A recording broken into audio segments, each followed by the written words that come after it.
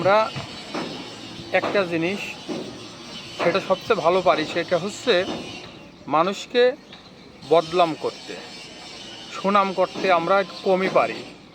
যাতে বাঙালি বলে না একটা কথা, হাসিনা সরকার ভারতে ইলিশ মাছ পাঠাতো মোদির সঙ্গে নাকি সম্পর্ক ভালো করার জন্য, আর ইলিশ মাছ দিয়ে নাকি পেঁয়াজ আনতো। মেনে নিলাম মোদির সঙ্গে সে বন্ধুস্থাই করত। সে তো এখন নাই, সে তো এখন দিল্লিতে। এখন ইলিশ মাছ কেন ভারতে যাচ্ছে?